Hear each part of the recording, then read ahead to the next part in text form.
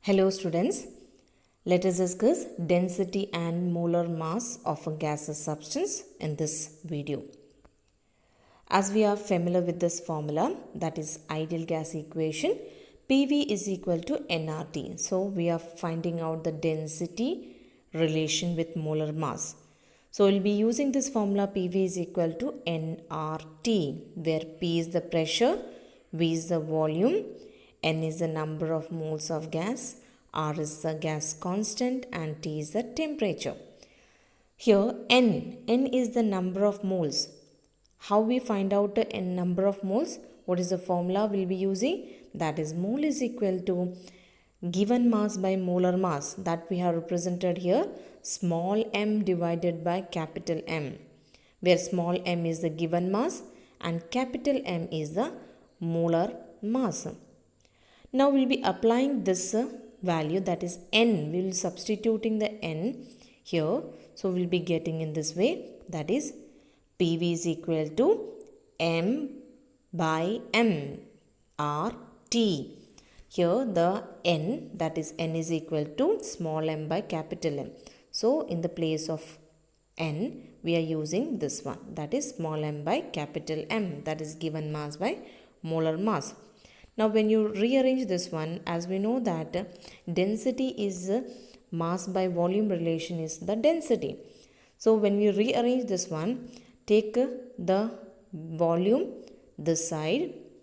So mass by volume, that is equal to capital M into P divided by RT, that is equal to density. So we got density and relation with the molar mass. When you look at this one, what is the relation between the density and molar mass? Density is equal to mass, that is the molar mass, into pressure divided by R into T. So this is the formula which is giving a relationship between the density and molar mass. So now let us do some problem, that is a text exercise problem number 3. Using the equation of the state PV is equal to nRT, show that at a given temperature the density of the gas is proportional to the gas pressure. That means using this equation, that is ideal gas equation, we have to show that at a given temperature, that is T is constant, the density of the gas is proportional to the pressure. So we need to show D is directly proportional to pressure, that we have to show. So better we'll be doing in this way. PV is equal to nRT. So what will be P? So P is equal to nRT by V. We can write in this way. P is equal to nRT by V. What is N from here? N is a given mass by molar mass, that is small m by capital M. Now in this formula, that is P is equal to nRT, in the place of N we are writing small m by capital M. So that is, you can see here, now the P is equal to small m RT divided by MV. Now we know that mass by volume relation is called as density. So in the place of small m divided by V, small m divided by V, will be writing density. So we wrote the density, that is in the terms of rho, it is rho. So density into RT by M.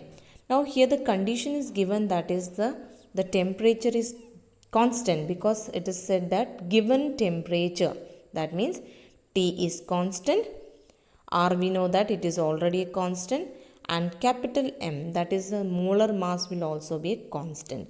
So these all terms are constant. So R, T, M. So all together is constant. So what we can say that, so which one is remaining here? Only the rho is remaining, that is the density. So we can say that P is equal to, we can say that P is equal to rho in the place of R T divided by M, because all are constant. So what I can write into constant. So pressure is equal to rho into constant. What it means? Pressure is directly proportional to the rho, that is the density. So pressure is directly proportional to the density, that is P is directly proportional to rho. So this is what actually we need to prove it. Question number 4. At 0 degrees Celsius, the density of a gas oxide at 2 bar is same as that of dinitrogen at 5 bar. What is the molecular mass of that oxide? So here there are two gases are there. One is the unknown gas. The other one is the dinitrogen gas.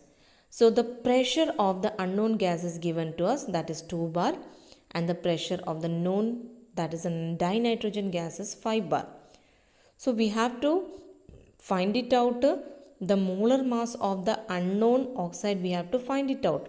So what is the condition given? The temperature is given 0 degrees Celsius, that is constant temperature.